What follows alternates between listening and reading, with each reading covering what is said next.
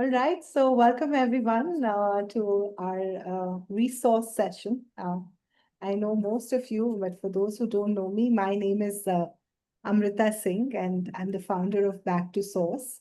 And through the work that I do as a leadership coach, I have sensed and found that with leaders across the world, there is a deep yearning to do this inner work. And yet, like, there is this recognition that this is the work that we all need to do, and this is what will shape our organizations. And yet, there's this quiet hesitation that continues uh, to remain. And many find that no, it's not I can't build a business case around it to something like this. And so the yearning remains, sometimes distant, sometimes forgotten as we get into our day-to-day demands.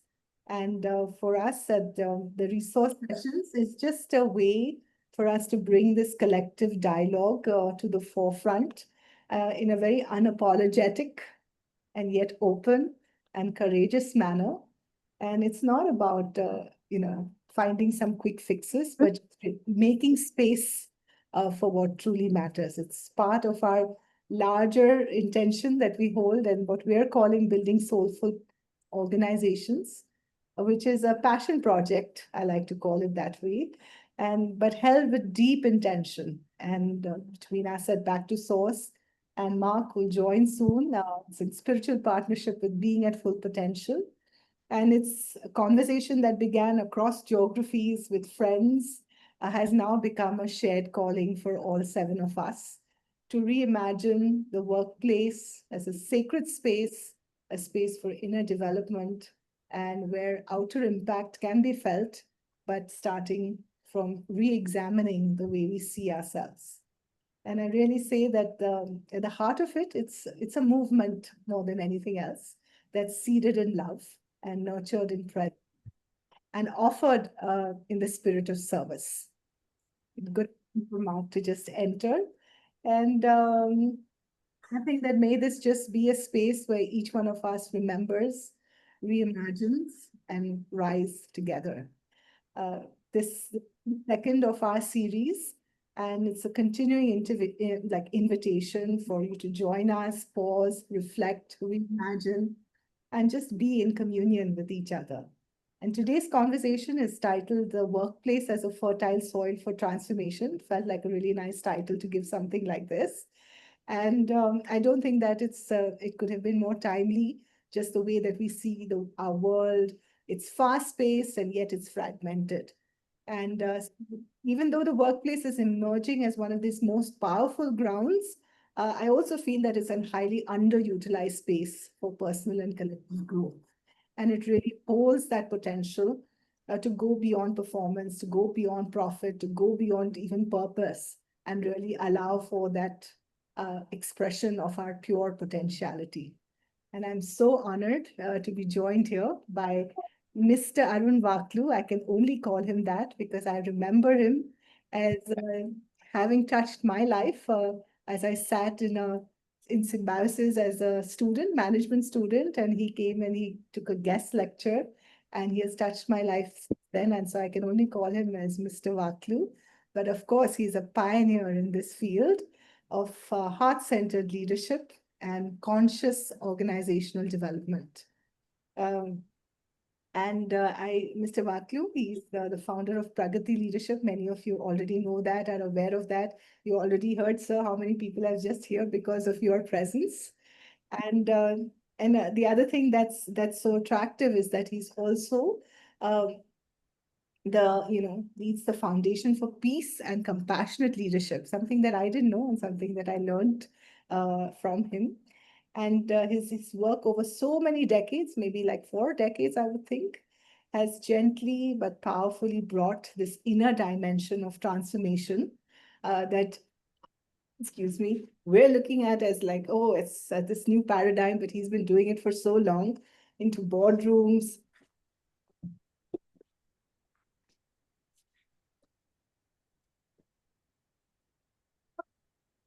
teams, communities, and thank you, sir, for being with us.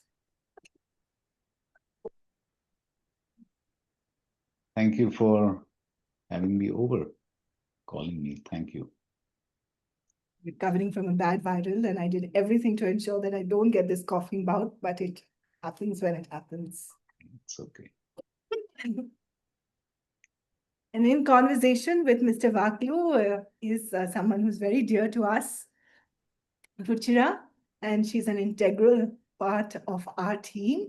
And she brings this rare blend of sensitivity and challenge, insight, and of course, real world experience. And she'll hold the space, I think, with curiosity, with care, and really allow for this dialogue to unfold organically. So I leave you in their loving embrace of Ruchira and Mr. Wakhlu.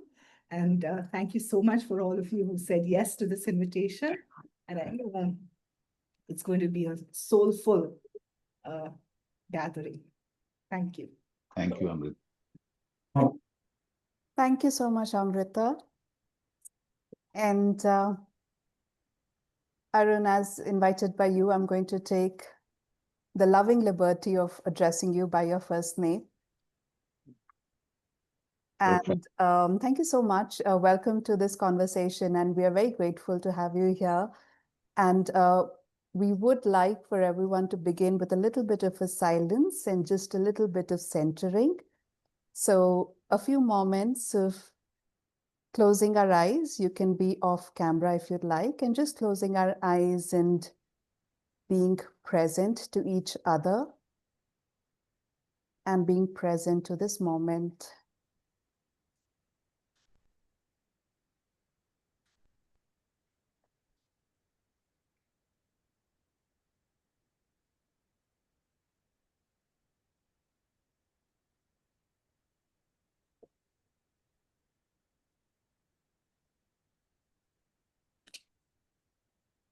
Sorry.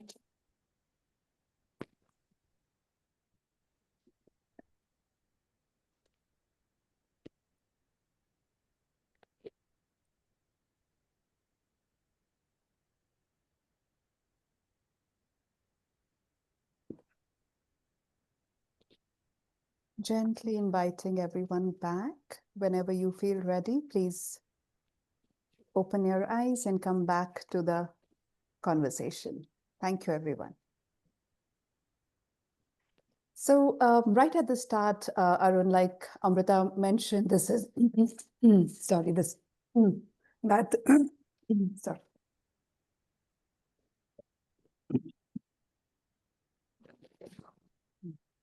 Sorry. Like Amrita said, I've got my hot water and everything, but it does still act up. So building soulful organizations is the passion project that's brought all of us together. Arun, what does that mean to you, and how do you see its relevance in today's time?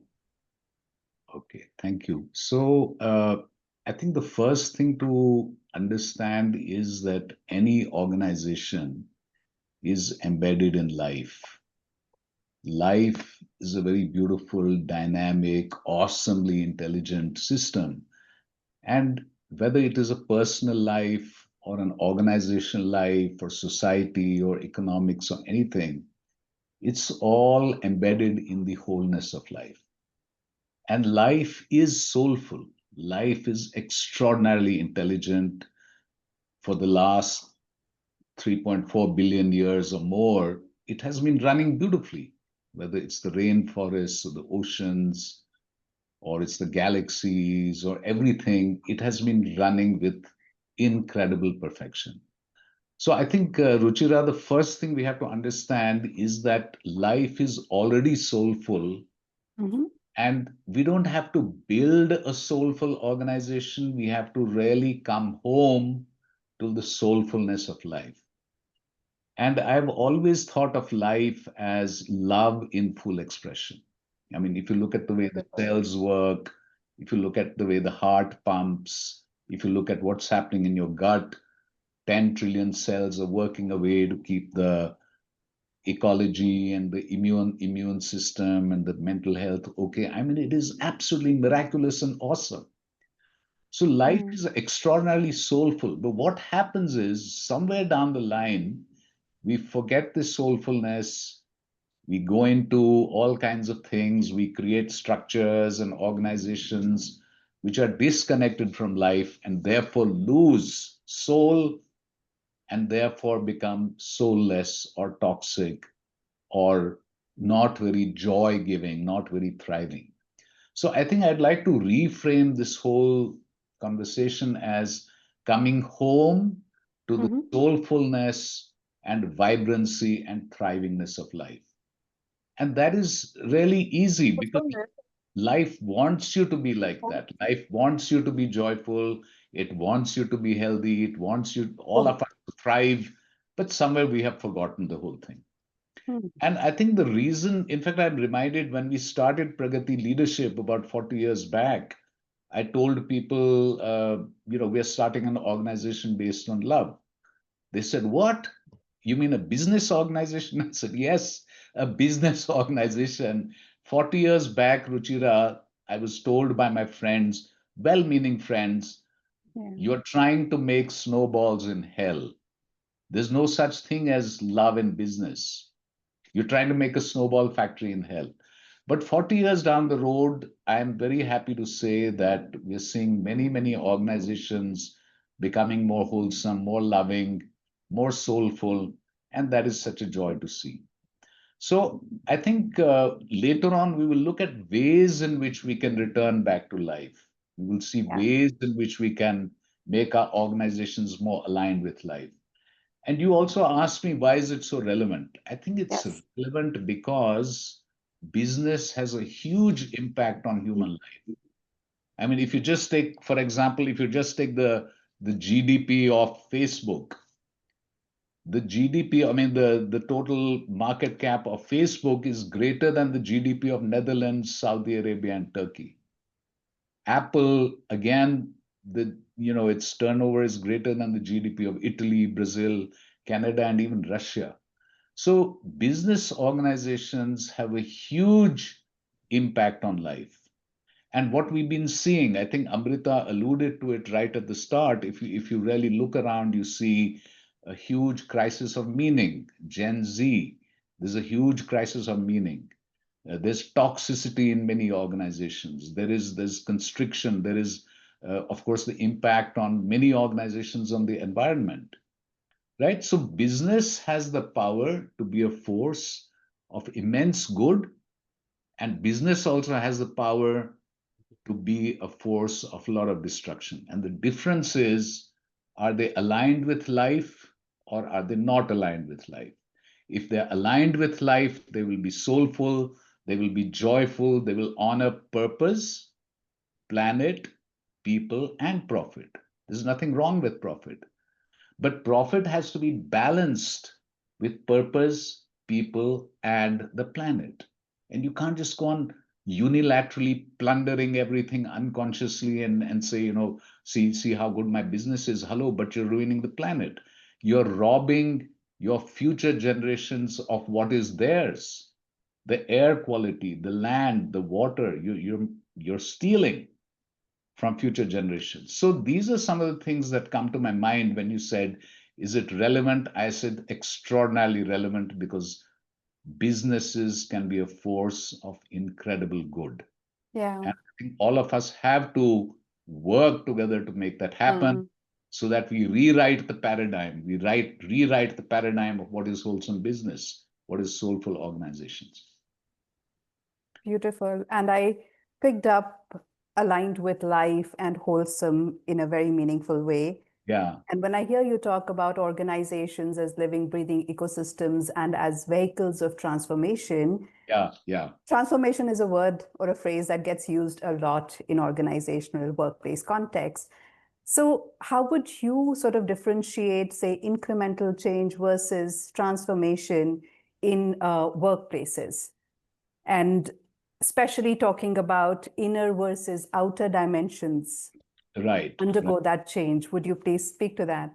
Sure, sure, sure. So, Ruchira, if you look at change, it's really about changing things in an incremental way. So, Hmm. suppose I'm a caterpillar and I become a faster caterpillar, or I become more fancy caterpillar, or whatever, it's still change, it's not transformation. And so if you change things like, for example, you change a process or you make something more efficient or you improve the productivity of something, I think these are still in the realm of change. But when a caterpillar becomes a butterfly and has completely changed the very nature of its inner existence, that is when we are talking of transformation.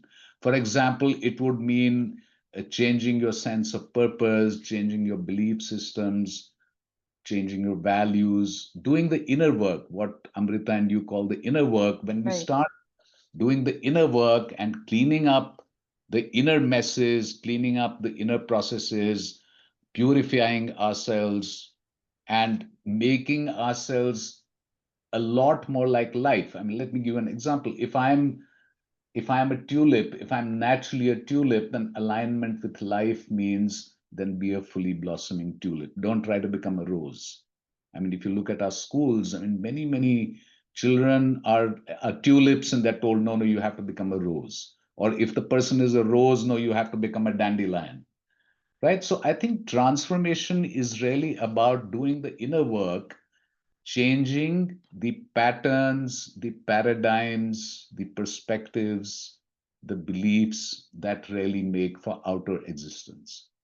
Changing the paradigm, changing, what exactly is my operating system, if you like. And an easy way to remember transform, the word transform, it's in my book, Managing from the Heart, is transcending form.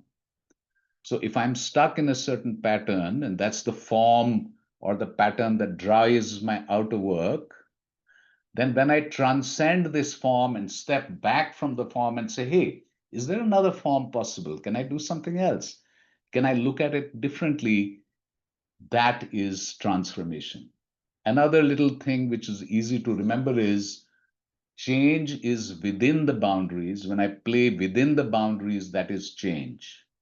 But when I play with the boundaries, that is transformation. When I say, hey, Mhm. chuck this boundary out, check this out, throw this out, and really working from a space of wholeness and from consciousness, and I play with the boundaries and say, throw this out, throw that out, then you become a paradigm buster, you become a paradigm changer, and you truly become a person who transforms. Then we're Mhm. no longer struggling to improve the butterfly of business, but we're saying, hey, sorry, the caterpillar of business, we're saying, Yeah. hang on, there's a thing called a butterfly. Come and Mm. step into the butterfly's vision. Come and do that. And I love this metaphor Wow. because a friend of mine called Nori Huddle, she came up many years back with this thing called the imaginal cells. She says, in the butterfly, the imaginal cells, and the caterpillar, sorry, in the caterpillar, the imaginal cells of the butterfly, but the caterpillar eats them up. But then slowly the imaginal cells start clumping and clustering and coming together and huddling together, and then the two clusters come together, and slowly, after a critical mass, the caterpillar transforms into the butterfly.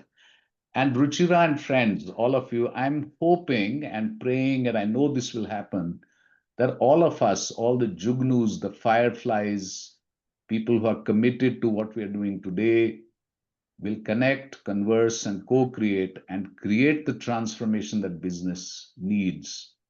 It's Yeah. happening, it will happen, and my heart says Tathastu, so it is now. Yes, that's very, very encouraging to hear. Indeed. And from what you just shared, for me, connecting what you responded to the first one and this, it seems like even transformation in a way is coming home or coming back to who you're meant to be, a Abs- whole. yes. And just before we go to the next question, Ruchira, coming back to who you're meant to be is that if you're a wave on the ocean of life, Mm-hmm. which you will always be. We will always be waves on the ocean of life. We'll be the Nilufar Aga wave, the Rajesh Gangwani wave, the Amrita Singh wave, right? But never forget, you're really one with the ocean. And the day you say, yes, Ruchira Gokhale Mori is a wave, but she's also the ocean. And that is who we really are. We are the ocean. And the day we remember that we are the ocean. Yes, we are playing the role of a wave, Arun Wakhlu wave, Yeah. Raghunath Bhatt wave, or Aurelius Higgs wave. Yes. But don't forget you're part of one life. You're Mm. part of one wholeness. Never forget that. Then, with that remembrance, when you dance as a wave, that's a very different quality, a very different flavor, very different way of living and being. Absolutely. There's a different quality to it. Absolutely. It is so joyous, it is Yeah. free, it is playful, it is tremendously compassionate. Mm. And later on, I'll give all our viewers a beautiful little formula to remember who they are, but towards the end. Yes, we look forward to that. Sure. And you spoke about the transformation into a butterfly starting from within, the Yes. inner transformation and the inner work that we talk about. And I'm going to just continue on this thread of transformation and talk about the IDGs, or the Inner Development Goals, which are in response to the Sustainable Development Goals for, say, Sustainable Global Development, which most of us are familiar with. But we would love to hear from you, how do IDGs fit into this larger conversation of wholeness and transformation? Excellent. Lovely question. And just for the background of everyone, Yeah. just to update you, for years and years, we've been looking at the SDG goals, and there's a target, 2030, we should have achieved this, and we should have achieved that, and the 17 SDGs. And we're nowhere near that. We're seeing wars. We're seeing horrendous things like Gaza happening. We're seeing starvation. We're seeing such horrors on the planet. And the SDGs are nowhere. So a lot of people said, hey, something is wrong. The SDGs are not working. And the reason why they're not working is because we've got to do inner development. You can't do outer development if you can't do inner development. And Confucius said this many years back in China. The Buddha said it, and all our sages in India said the same thing. He said, the world is simply a mirror of your thinking, of your consciousness. So if you want to change the world, don't start changing the world. You first change yourself.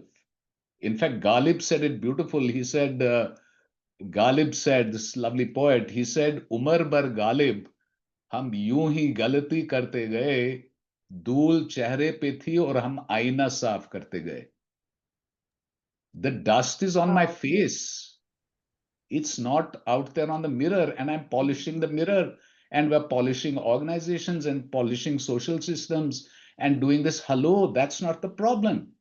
That's not where the problem is. You're crazy. Yeah, it reminds me of another Sufi story. Rabia was looking for something near a lamp uh, in the street. So all her friends said, Rabia, what are you looking for? Please tell us. We're going to help you find it. She said, I've lost my hairpin. She said, okay, but where is it? Oh, that I've lost inside the home, inside my house. Then why are you looking under the lamp? She said, because it's lit up here. See, friends, we have lost the pin inside here between our two ears. This is where the problem is. And we're trying to find solutions outside. Big mistake. So the SDG people who couldn't do anything with the SDGs said, okay, we need the IDGs. So they come up with the inner development goals. And for those of you who may not know about this, the inner development goals are being, relating, collaborating, thinking, and acting. Being, relating, collaborating, thinking, and acting. Right? So it's pretty much, so when I look at my book, Managing from the Heart, 1999, and I see the IDGs, I say, oh my God, this is the same thing. Now, here is where I would like to make a point.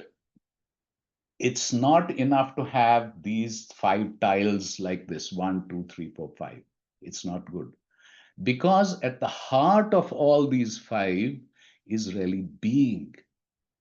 It is being that affects my thinking. It is being that affects my collaboration. It is being that affects my whatever it is, the relating, my acting. Everything comes from being. So being is not a fifth tile that, oh, being is out here. No, no, no, no. Sorry. Being is here. It's like, just to give you a metaphor, I can have a pump and I can have a fan and I can have a light and I can have a toaster. But if there's no electricity, they're useless. So again, it's the same mistake. So while the IDGs have come, they've not gone deep enough. So I'm very happy to share with you all that I've written a paper on why being is really at the heart of IDGs. And Ruchira, Amrita, please feel free to share it with everybody, whoever wants. So coming back to this, it is only when I can transcend the form of the mind.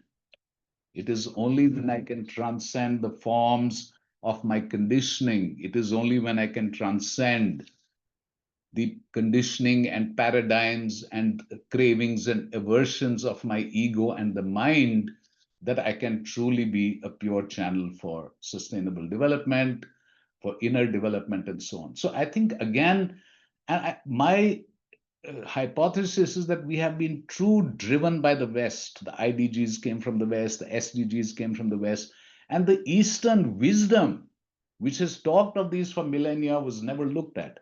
The same thing, Ruchira, is in organizations. It's high time that India stands tall.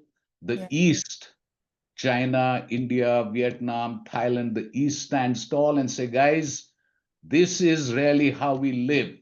We will teach the rest of the world how to lead a wholesome, joyful, thriving, soulful life. Organization, society, and so on. We've done it for millennia. Why are we shy? So I think we've got to overcome that and stand tall. And at Pragati Leadership, that's what we're doing. I know you are doing, we're all doing. We have to do more and we have to work Yes. as one. Yes. And from one, I'm going to refer to your beautiful book, One Wholesome World. Yes, please. Yes, and in that you make a case for interconnectedness, and you spoke about it right at the start today as well, between all that's happening and how Yeah, the solution, excuse yeah, me, yeah. will involve sort of putting together the pieces which possibly right now are scattered in a way that it comes together as a coherent picture. Hmm. So, would you help us understand what this could mean in context of the workplace and the potential? I think Amrita alluded to that as well. The potential that it holds for transforming from this very fragmented way to a whole way. Hmm. Right. Yeah. Nice. I think very, very beautiful question. But let me start before I come to organizations. Let me tell you a little story. When my granddaughter was born, approximately 11 and a half months back, 28th of just last year, she was born, 11 months roughly. I looked at her, she was born in Delhi, and I looked at her, lovely little baby, pure, fresh, I mean, like babies are all over the world.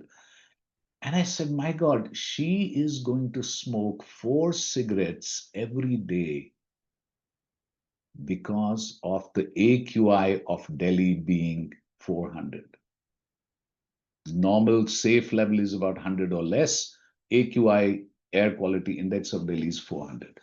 So I said, this is not going to work. This is not going to work. Sorry, I can't. What face will I show her when she grows up and asks me, Grandpa, you knew what was happening. What did you do? You had IIT and IIM and you had all the knowledge. And what did you do about it? And honestly, I couldn't sleep, Ruchira. I couldn't sleep. I said, I've got to do something. So I and some friends from IIT Delhi, my batchmates and others, we got together. We started putting together what has already happened and this, what's happening. And here's what we found. And this is going to relate to your work. We found a dozen reports on the air quality. We found at least 15, 16 organizations working on air quality. We found several ministries connected, roads and transport, buildings, dust, power because of the flue gases, agriculture, partly burning. We found all of them have this problem, but what was missing, can you guess what was missing? All the jigsaw puzzle pieces are there. Can anyone guess what was missing? All the jigsaw puzzle pieces. The money is there, the technology is, China has done it, Brazil has done it.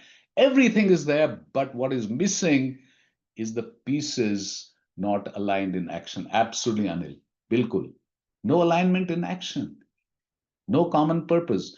Ministry of Health is doing its own thing. CAQM is doing, everybody is doing their own thing. There's no coherent action. So what we've started doing, and then I'll come to organizations, is we've said, let's create a superordinate goal. Let us create a goal that has nothing to do with your ministry. It has to do with life, love in full expression. What would you want for your grandchildren? Forget about which ministry you are. I mean, look at the baby, look at the children, look at the old men who are dying. 21 lakh people die every year of air pollution in India.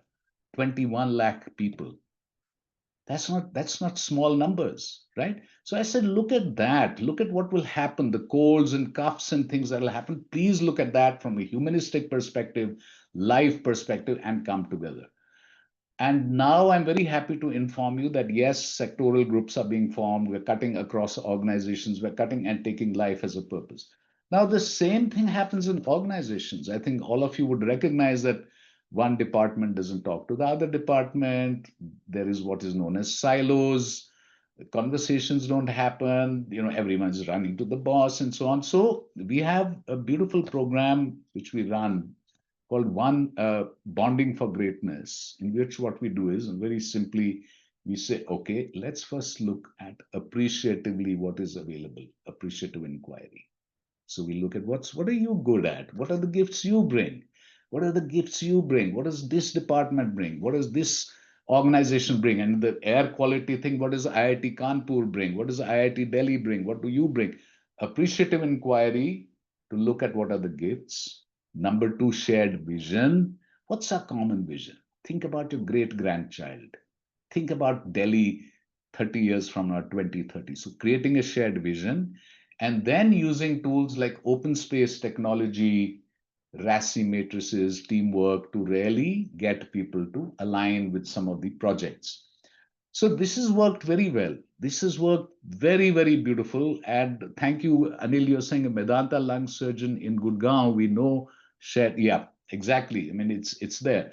So what happens then is connection happens. So just to answer your question in just one line, connections start happening, conversations start happening, co-creation starts happening, transcending the silos in honor of life, in honor of life, to serve life, not to serve my department, not to serve this, not to. And a friend of mine in Sweden, he says, it is always a battle of the egos and the logos. It's jostling. Okay, we did it, you did it. I said, hang on. So we have now a circle, and around the circle, all the logos are sitting. Nothing is in the circle. Life is in the circle. Soul is in the circle. Let's sit together, connect, converse, and co create and make a difference. So I'm very, very upbeat about this because if we can crack the air quality index in Delhi, as we have done in many 150 organizations, we've created beautiful impact through bonding for greatness. We will then be go to improving the Dal Lake in Srinagar. We can go to 101 things in India that need people to connect, converse, and co-create. And beneath connection, conversation, co-creation is being, is wholeness, is soul, is spirit, which doesn't belong to any organization. It doesn't belong to anyone or any nation. It doesn't belong to Palestine or USA or Brazil or India. No, that's life. That is the source of life. That's why, Ruchira, Amrita, friends, it is a question of resourcing. Come back to life, come back to source, come back to who you are, become whole. In fact, our Pragati logo says wholeness, wholeness, wholeness, wholeness, expand wholeness. When we started Pragati 40 years back, I was looking for a word for evolution, but we couldn't find it. My Hindi was not good enough, so we settled for Pragati. Actually, Pragati doesn't mean evolution. What I really want to say is expand joy, expand wholeness, expand a sense of oneness. That's a lot of insight, Arun. Thank you so much. And one of the Thank thoughts that's coming up, or a follow-up question that's coming up for me. You spoke about connect, converse, and co-create. Yes. Yet, when you look at workplaces and organizations, there is at least a sense that, we're aligned to the organizational purpose, vision, mission, aligned to something. Where then do you see the gap that's possibly coming in? Because workplaces or organizations would not say that they are not aligned, and yet aligning to life may be a completely different thing. Yeah. Could you just speak to that, please? Sure. I think absolutely. And so, I think the first point to remember is just having your values and vision and mission on the wall Mm. doesn't cut the ice. We walked into many organizations with vision, mission, values, very fancy up on the wall, but in the workplace, the behavior of people doesn't reflect those. So again, it's the same thing. You can have a toaster, you can have a motor, you can have a pump, you can have a light, but if you don't have electricity, it doesn't help. So first thing I would say is encourage people in your organization to be mindful, to take pauses. Like at Pragati Leadership, we have a very simple practice. At 12 o'clock, a bell goes off for 1 minute. Whatever we are doing, we just stop, we pause, we remember who we are, we go inside, the whole organization becomes silent. Or, for example, as we did today, if there's a meeting, we just pause, be silent together, and go inward. So I think frequent pauses, practices of mindfulness is one. Second thing, which I'm a great fan of, extremely passionate fan of, is open space technology. It's a way of self-organizing people. Like, for example, if you take the Bangalore traffic thing, you call all the people connected with that into a room and you say, okay, self-organize into what you're passionate about. And one fellow says, I want to, take care of, for example, the roundabouts, and can we have volunteers? Somebody says, I want to set right the potholes. Somebody says something. And 500 people self-organize into little clusters, and they have passionate conversations around that. They come up with projects. The projects are tracked, monitored, supported, and you find change happening. And the reason why change happens is because whatever people co create, they own. Ownership is going to make change happen in organization. The only people who like to be changed are wet babies. No one else likes to be changed. But if you tell me, Arun, what would you like? What's your heart calling you to do? What's your soul? What makes your eyes shine? And I say, hey, you know what? This is what makes my eyes shine. Okay, come and do it. That's open space technology. So that's the second thing. And the third thing I would say is appreciative inquiry. We get people to say, what are your gifts? Are you a dandelion? Are you a tulip? Are you a rose? Who are you? Right? Come and bring your gifts to the workplace. So if I'm working from my gifts, if I'm in touch with who I really am, my heart, my soul, my being, my consciousness, and we have spaces for connection, conversation, and co-creation, just these three elements can transform organizations. I would just add one more, which is extremely powerful, that is listening. Lot more listening, lot more listening to each other, a lot more spaces where I can be psychologically safe in speaking up, listening circles, listening posts. I think that's the other thing that can bring a lot more joy and breathing space back into organizations. Simple things. Yeah. And of course, two other things which I love is like climb the mountain together, have a picnic together, have fun. Let's go and eat. I mean, at Pragati, if you want good food, just come to Pragati and you will find at lunchtime, you'll find a feast. Everybody's dabbas are there, and there's like, even if 4 people come, there's still enough food.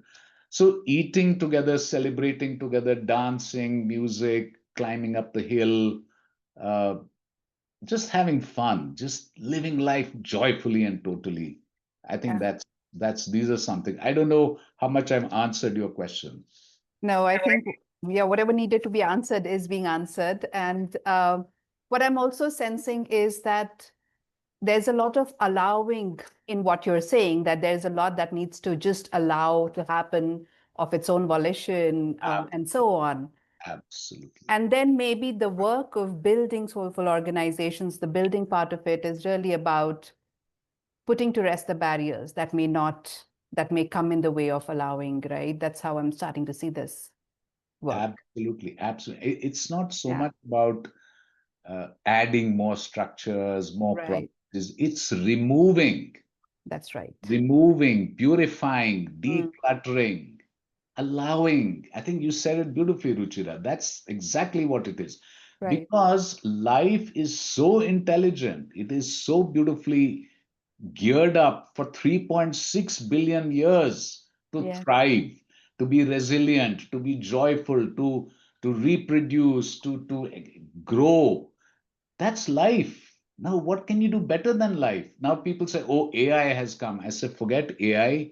First, pay your respects to the awesome intelligence that is running your body right now.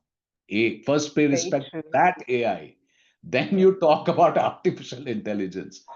No, seriously, I mean, in workshops, I ask people, I said, how many of you have thanked your heart?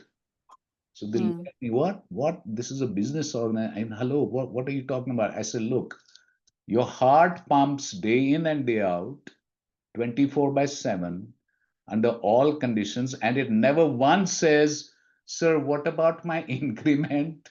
When will I get my promotion? So your heart never says that. Have you ever thanked your heart? And they quickly clutch their heart and start furiously thanking the heart. So, Ruchira, I think I would say that what has created the mess today is that we have got stuck in fear and control. yeah. The ego, the mind gets stuck in fear. It gets stuck in, and because there's fear, then you want to control. And Mm, because you want to control, you want to predict. And because of that, so a lot of command, control, prediction, fear. If mm, only people relaxed for a while and understood how intelligent and beautiful life is, believe you me, life would be different. But few people have the courage to take that risk. yeah. Yeah. It is a risk. It's And a risk in the old paradigm. In the yes, new paradigm, it's a no-brainer. I mean, hello, how can you do better than life? Who's running your heart? Who's running your brain? Who's running your gut? Can you do better than life? No, just be still, be quiet, allow life to work through you. Now, I'm not saying, therefore, that I won't send any proposals. I'm not going to do any client calls. No, do that, but do it out of love. Do it yeah, out of a deep sense of unconditional okayness. And I tell yes. people, I say, remember this formula. You're beautiful. And I'm telling everyone here on the call, remember this. You're beautiful. Whatever you are, whoever you are beautiful. Number two, you're unique. And number three, you're sacred. बस इतना याद रखो रामनवमी का gift है ये this is a gift on Ramnavami you're beautiful you're unique you're sacred bus just remember that Hmm. I once asked in a program I asked people I said can someone please show me a normal fingerprint so there was like what's a normal fingerprint I said yeah show me a normal fingerprint there is no such thing as a normal fingerprint because your fingerprint ruchira is different from amrita's is different from rajesh gangwani's and Pramil Mishra has a different fingerprint. So does Anil and so does Arun, right? So like that, you're unique. Yeah. Let's bring out your uniqueness. Let the organization see what are you great at. How are you awesome? Not how awesome are you? No. How are you awesome? Right. So then we have very different organizations. Okay, yes. Yes. And I'm going to take us back to the risk that you mentioned. And what do you see as the risk of not prioritizing this work at the workplace? I think the risk of not prioritizing this at the workplace is to not work at your full potential, Mm-hmm. to not work at your most glorious best, at your most awesome best. So if Right. life has made you a 12-cylinder car, you're running with 2 cylinders. Hello, why are you doing that? Come, Mm. come and celebrate life in all her glory. That is one risk. The business risk, and many people make this erroneous assumption that, oh, if we are more creative, if we are more relaxed, if we are more joyful, aligned with life, our business will go down. Absolute nonsense. I can give you tons of research to show you, very peer reviewed research to show you that when people are more relaxed, more communicative, more appreciative, more compassionate, business thrives. Yeah. I just have to tell you this story. I was doing a workshop on emotional intelligence, 2-day workshop for Scandinavian managers, leaders from Scandinavia, Sweden, Norway, and all that. Very, cut and dried business, da da da da da. And first they were lost that what's he talking about, emotional intelligence, etc., etc. But slowly we warmed up. And at the end of it, the leader of the workshop, with tears in his eyes, he says, I apologize to all of you for not paying attention to your feelings, for not being more mindful with all of you. I apologize. And then I gave them an exercise. And this is the point of my story. I Mhm. said, draw a circle. Around that, you put compassion, love, joy, peace, freedom, all these so called intangibles. And inside at the center, you put business success and show me the connections. And these hard nosed engineers diligently drew the connections. If there is more compassion, then this will happen, then this will happen. There'll be more teamwork and more creativity and more joy. And they all said, my God, this is wow. This is awesome. This is a business case. And they're sold for life now because there's a Yeah. business case for this. At Pragati, we have developed metrics to show how engagement and other things lead to business results. We have very clear metrics and very clear connections. Mm. So it's no longer 40 years back. I was a little iffy. Oh my God, what will they say if I say mindfulness and meditation and love? Today I said, okay, bring it on. I'll show you Yeah. business results. I'll show you the metrics. Mm. Amazing. Yeah. And I think that's where, I want to go with my next question to Or say that when we talk about workplaces as fertile soil for transformation, the readying of that, to ready that fertile soil is also an effort. So, what, according to your, vast experience, could that look like to sure, make that soil ready and fertile enough for transformation? sure. What could that look like? Yeah, so I think you've got to start with the roots, with the soil itself, which is really the top leadership team. Mhm. I think it's the founders, the leadership team. That's where you have to start the work. You can't start 4 levels down. You really got to start with the buy-in of the leadership team and get them to see the business case of this. And that's where all the metrics and other things come in. Uh, then we develop them as wholesome leaders. Now, what's a wholesome leader? A wholesome leader. I mean, leader, I mean, they run the business and well, the wholesome leader is one who is connected to the being. They are abiding in the being. They're saying, I am this infinite space of silence and peace and awareness and compassion and emptiness. That's who I really am. I'm the ocean. And they also zoom out. So they zoom into being and they zoom out into the context of the world. What's happening in the world today? What's going on in the world, right? So they are from zoom out to zoom in, they are kind of straddling like a Raj Rishi, as we say in India. In China, they say they are sagely inside and kingly outside. The sage kings or Raj Rishis. That's a wholesome leader. So develop them in wholesome leadership, and that involves doing practices like mindfulness, meditation, pausing, regular pause. That's the first thing. Secondly, bring them together. Bring them together in a shared vision where they see that there's a place for all of us. We are here not to compete with each other, we are here to complete each other. And the difference between compete and complete is L. And L is learning and listening and leading and loving and leveraging. And, so bring the top team together. That's the second thing. And then, of course, cascade this whole thing down to the organization to the last level through what we call jugnus or eye catalysts. So what we say is that, okay, like if you would have seen Ruchira, if you go to an organization of 500 people, there are 10 or 15 who are sparked, whose eyes shine. Have you seen that? Yes, the early adapters or Exactly. The early adapters, those whose consciousness is a little higher, we call them jugnus at Pragati, or we call mm, them and we train them then to become catalysts to take the whole movement to the rest of the organization. Just as to convert milk into yogurt, you just add a little bit of yogurt, little bit of yogurt. You don't add in a ton of yogurt, just a little bit. So like that, that bacteria goes in there and slowly transmits. So can they light up other people? Can they facilitate these conversations, these spaces? So then you cascade it to the whole organization. And then, of course, HR has to bring in practices like listening circles, town halls, some kind of rituals, and so on. Symbols, rituals, these also help.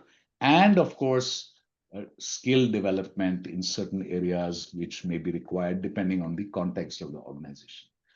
So that's how I would say these are something that definitely appreciative inquiry, open space, listening circles, and all these put together is how you can practically bring the organization back to its glorious natural wholeness, which mm, means bring the people back to their natural glorious wholeness.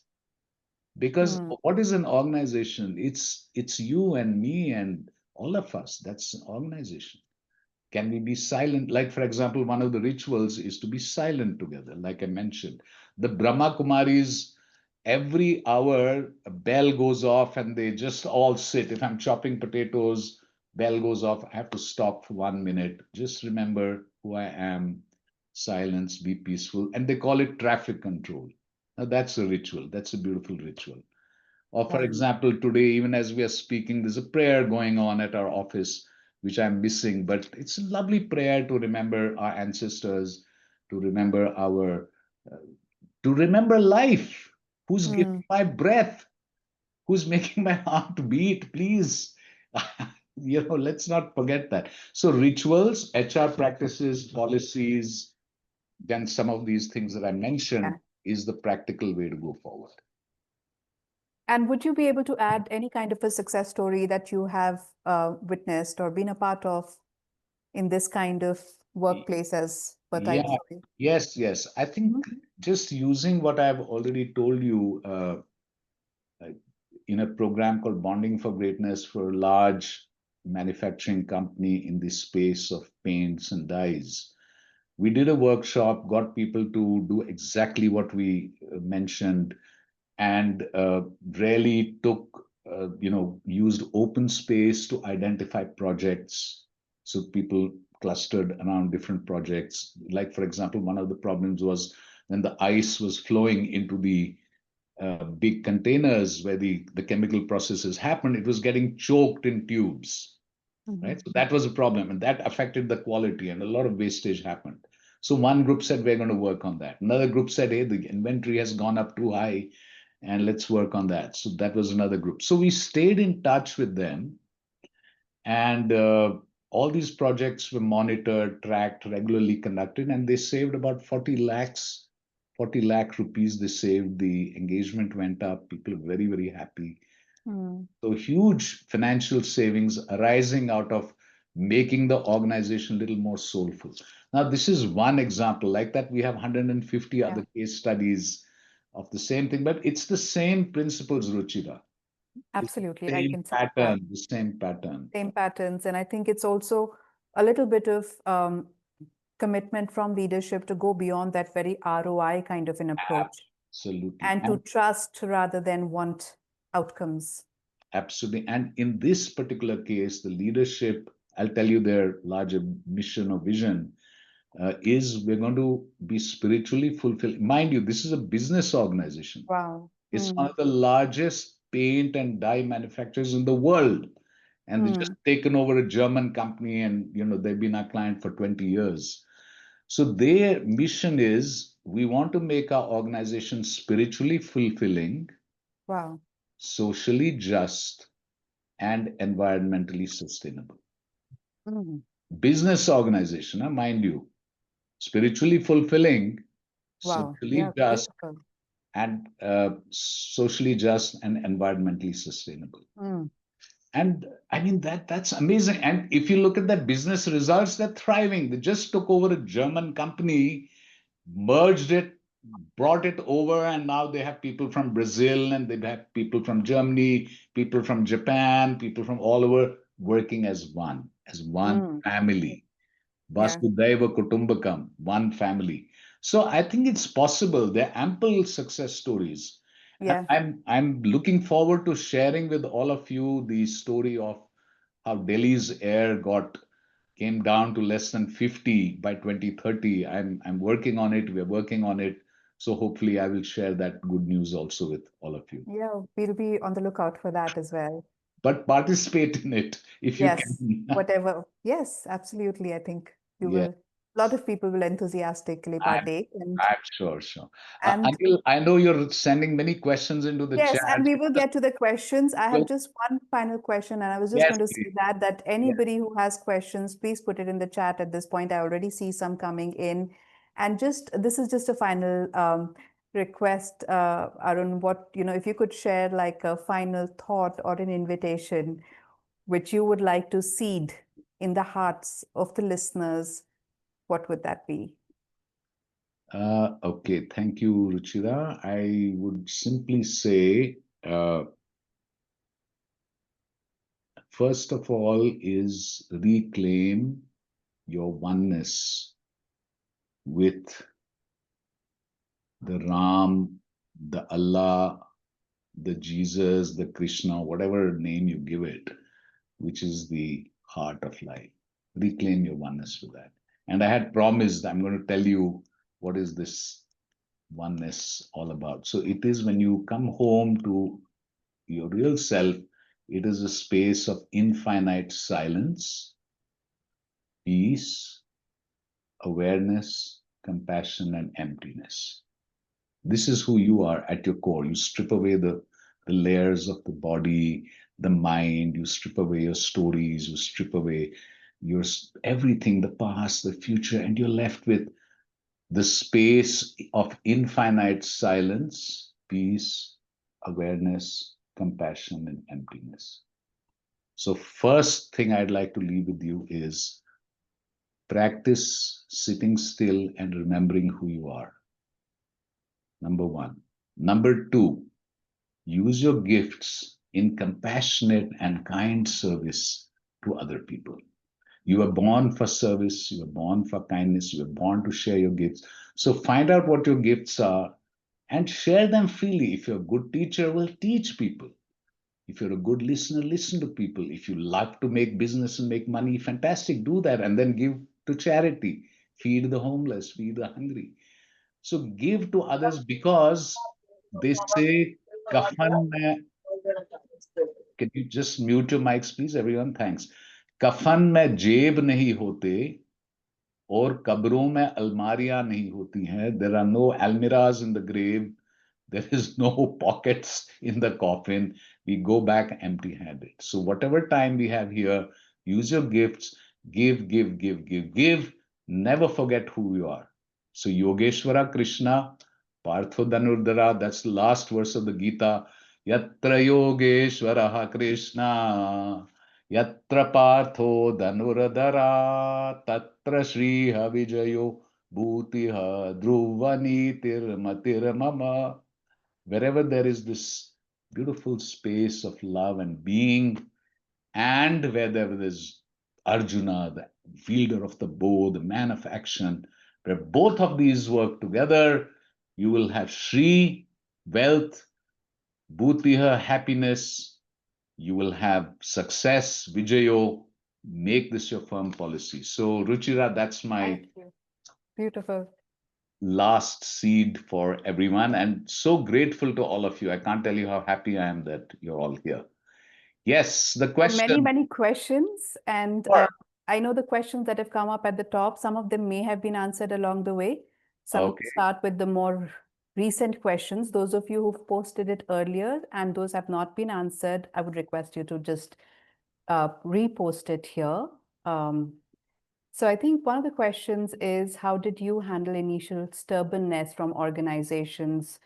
How did you handle the not so successful projects? Okay. Sorry, what was the first one? How did I handle the Initial stubbornness initial stubbornness? from organizations Right. and the not so successful projects. Yeah. Beautiful. I think that's lovely. So I've been asked this question often. So the way I do it is like this. So I love Belgian chocolate.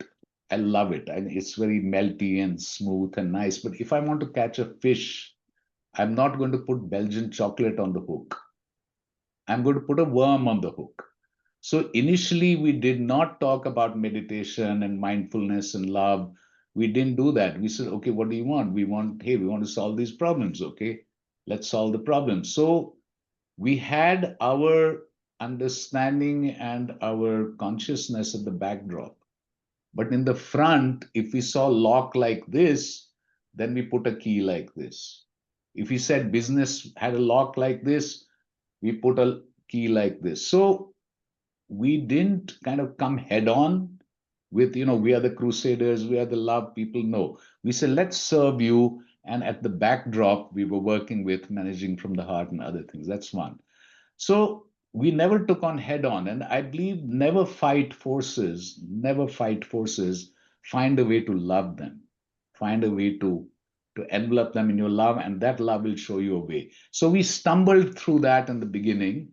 And the second part, Ruchira, what was the second part? I'll answer that briefly.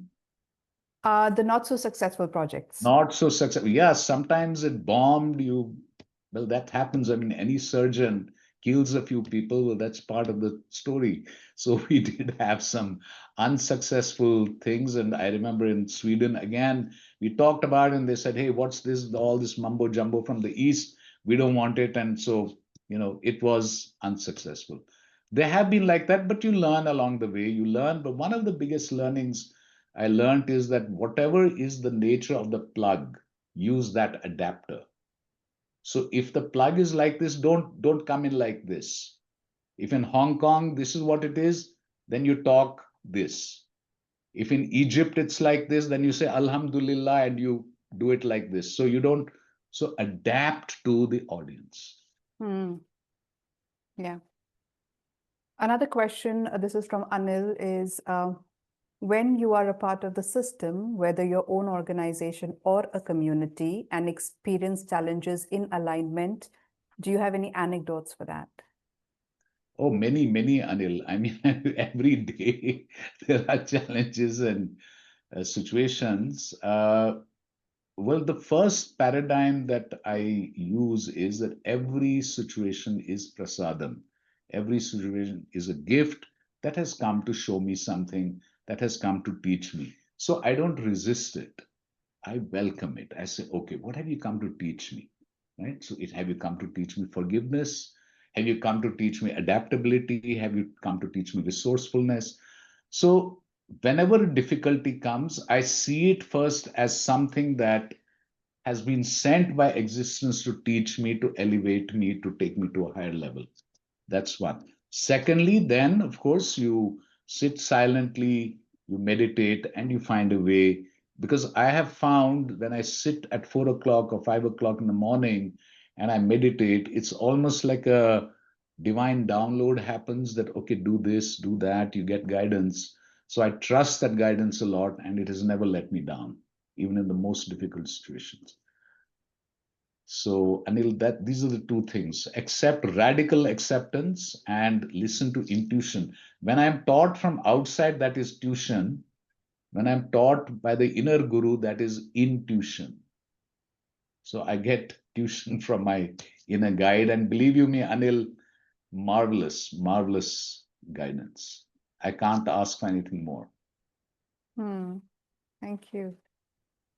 And I see a question from Ranjit. Ranjit, maybe I'll invite you to unmute and ask the question. It's not very clear to me in the chat.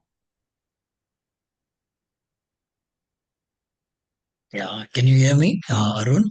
Yes, Ranjit, I can clearly. Yeah, what a wonderful sharing and a completely new perspective, Arun. Thanks a lot. Thank you. Because you said Pragati stands for actually evolving to the next level of wholeness, correct? So it's Uh, an, yeah, Sorry, no, please. actually, what I said is Pragati really means progress. Hmm.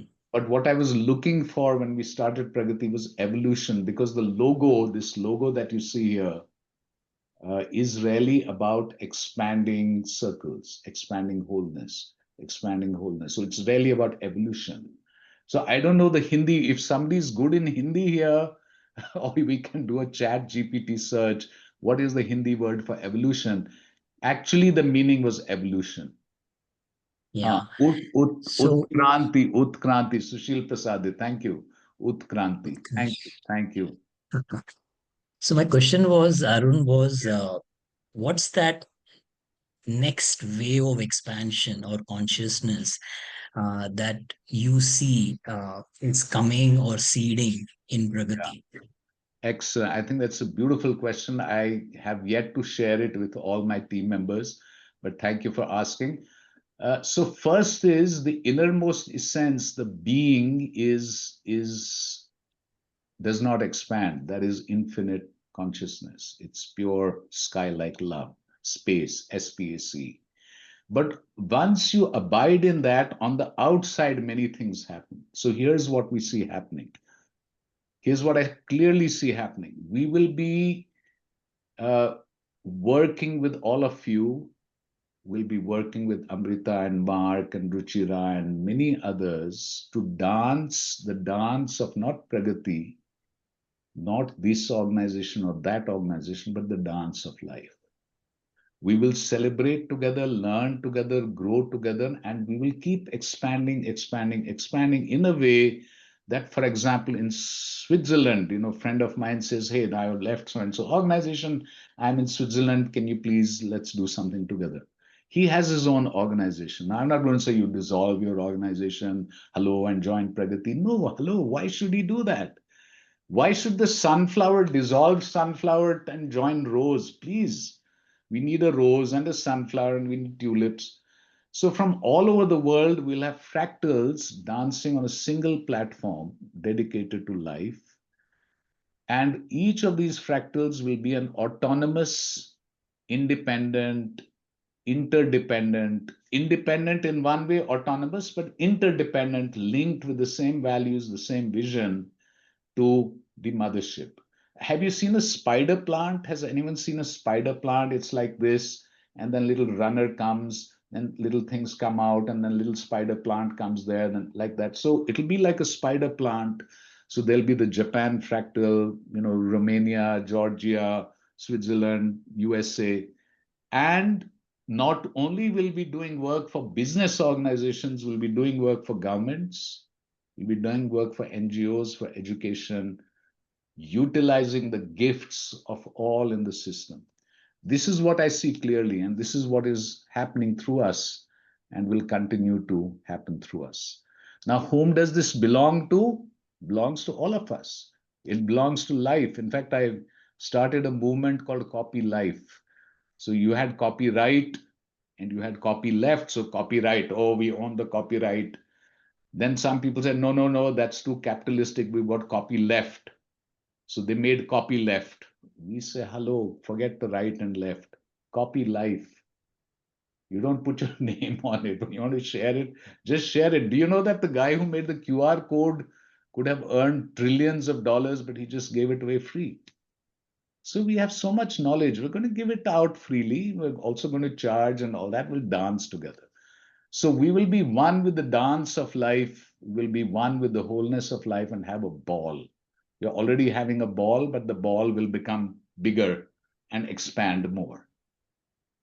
So when you say that, the visualization I get is like it's a ballroom and everyone is dancing in their wholeness, which is the ballroom is life in itself, correct? Like, Oh my God. Thank you. Thank you. Thank you. That's so beautiful. It is a ballroom. All are dancing, and the ballroom is life. And yeah. by the way, it is also an all room. Be all, be all, and have a ball. Actually, Thank you that's my so much. message. Ruchira, you asked na message kya hai? This is my message. Be all and have a ball.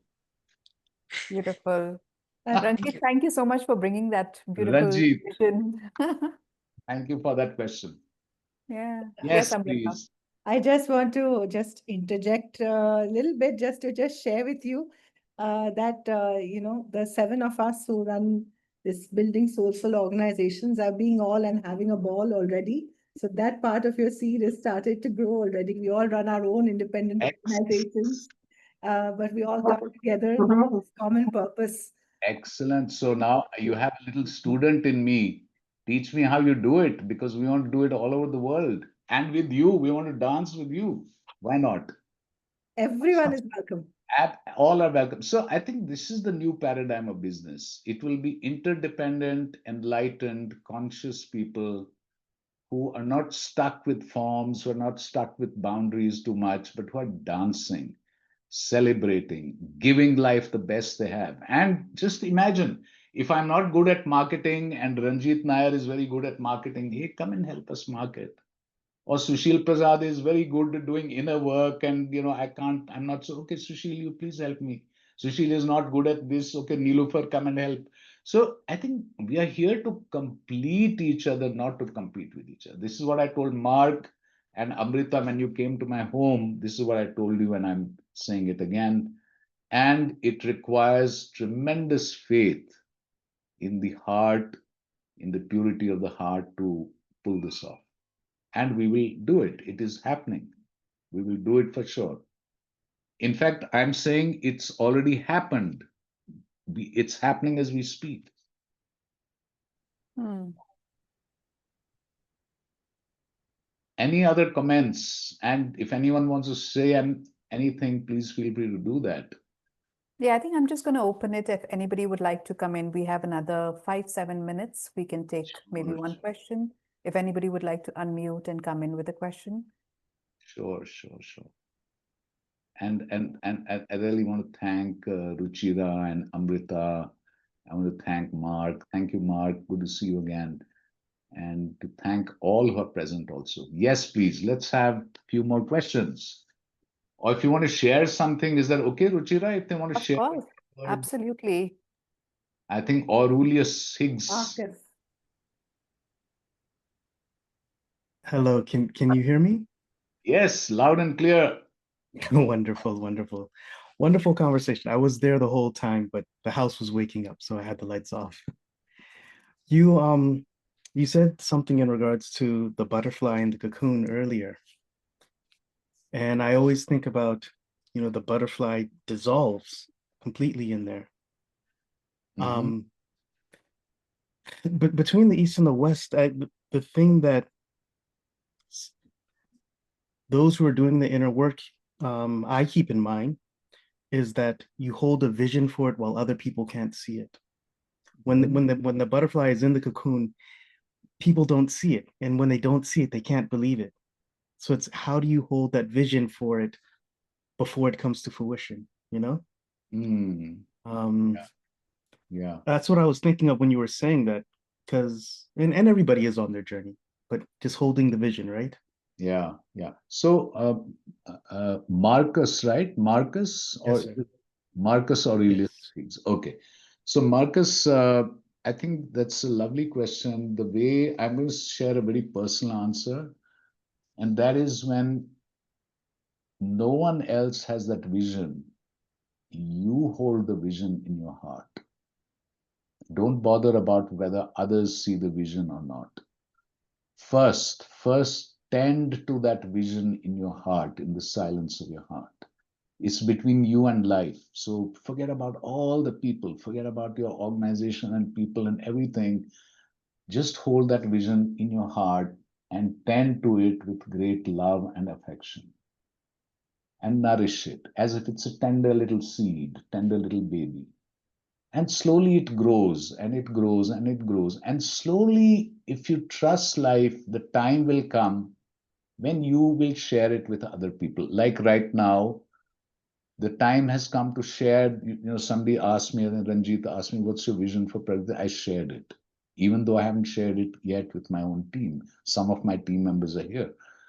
So the time will come when you share it. And more importantly, and this is the more magical part, is when you hold that vision mysteriously and by some strange coincidence, some strange synchronicity, the right people to manifest that vision, to allow that vision will just come to you. And I say, hey, where did this guy pop up from? How did this happen? Where did this one come from? I don't know. I have no idea. It's a mystery. But it happens. And then slowly that little snowball starts rolling down the hillside and starts gathering more and more snow until it becomes an avalanche. Now, in the last 50 years of my work, I've seen this happening. Amazing synchronicity. Somebody from Sweden calls and they say, hey, this is what it is. And then somebody from Japan and somebody from here and there. I don't know how it works, but I remember what my father said once to me, bless his soul. He said to me, hold the vision, tend the vision, and at the right time, the right people will come to make it happen because it's not your vision, it is life's vision working through you. And for that, Marcus, you have to be very, very much like an empty flute. You know, when Krishna plays the flute or when Marcus Aurelius plays the flute and Ruchira is listening and Priyanka is listening, they don't go to the flute and say, oh wow, flute, what lovely music. They go to Marcus. Marcus is the player of the flute. The flute is just empty. So like that, exactly like that, Marcus, the universe is the player of the flute. We are just empty flutes. So we have to praise the universe, praise our ancestors, praise the one to whom we owe our every breath, and dance on. Keep the ballroom, dance, moving, be all and have a ball. And another way I like to say this is be and do. Right? So first you be, then you do. Then you be, then you do. And then you go doobie doobie doobie doobie do. By the way, I love dancing, and I'm from Kashmir, where we say that everything is Shiva dancing. Everything is the divine dancing. So Anil Grover is Shiva dancing, and Marcus Aurelius is Shiva dancing, and Ruchira and Amrita, all waves of the same infinite ocean of compassion. And it doesn't matter what you call. You can call it the Holy Spirit, you can call it Ram, you can call it Allah. It's like saying, is it water or is it Wasser or is it Lo or is it Pani or is it Tani? Forget that, man. Just drink the water. Don't argue over is it Pani or Tani or water or Wasser. Just drink it. Yeah. There we go. Cheers. Cheers to that, Anil, Amrita. Cheers. Cheers. Got my water. Wasser. Cheers to the be all. Thank you. That's beautiful. Thank you, sir. Wow, I'm left with such a sense of gratitude and just renewed commitment. Thank you so much, Arun. And I'm going to invite Amrita. Thank you. Thank you so much. I think what we did here is connect, converse, and co-create. So thank you so much for sharing your wisdom, Mr. Wakhlu, for Ruchira, for holding the space so beautifully, and for everyone for just showing up with your full presence, whether camera on or off. I'm sure each one of us has taken something from here and will allow for love in full expression. That is my most favorite piece to really manifest in our lives. And keep coming back. I've shared the link in the chat box. This is, like I said, a little movement that we have started and dancing together. So if you've had a ball in this one, then come back for the next one, which is on the 19th of November. And we'll keep this resourcing and returning back to who we already are. Fantastic. Thank you so much. And thank you, sir, for being with us. And we'll come to Pune to dance together soon. Yes, yes. Fantastic. Thank you all. If I may, just very briefly, also, Mark, please. Of course. a big thank you on my end. It was really lovely, Arun, and very nice to that our paths are crossing again. And I think, you know, this dancing with life I think what you said, it's a great example. This fact that we're here in this webinar, in this session together, is actually a great example of dancing with life, because Arun and I met for the first time in 2013 in Switzerland. Yes, And yes. there was a big gap. And it was only last January when I was visiting Amrita in India, where I asked Amrita, I said, do you by any chance know Mr. Wakhlu? She's like, oh, yes, yes. You know, well, we were on a panel together and he was a speaker at my university, et cetera, et cetera. And she immediately picked up the phone, called Mr. Wakhlu and said, I have a friend here. We had a chat and we were invited very kindly to your home. And Yes. then we were organizing these webinars and we were thinking about, you know, who would be a nice person to invite. Thank you. You came up and you immediately said yes. And here we are today. So I think that's also a beautiful example of trusting our intuition, trusting life, the flow of life. Very true. Allowing things to unfold in their own time. And sometimes 10 years go by before we see the fruits, but in the time of the universe, it's nothing, right? Yeah. Good. Thank you so much, Mark and Ruchira, Amrita. And can I just request you, Amrita, to put my email ID and phone number in the chat box? Anyone wants to get in touch, feel free to do that. Lovely seeing you, many of you again. Anil, thanks, and thanks to all those who attended. And my own team, I look forward to meeting you soon now to chat about this whole thing and take it forward. Have a nice Ram Navami. Thank you, Happy everyone. Dashera, everyone. Happy Dashera. Happy Ram Navami and all the very best. Thank you. Thank you. And thank you also, Ruchira. Beautiful, beautiful session. Thank you, Mark. Very nice. Well done. Very nice. Thanks. Thanks. Okay. Bye, everyone. Take care. Bye.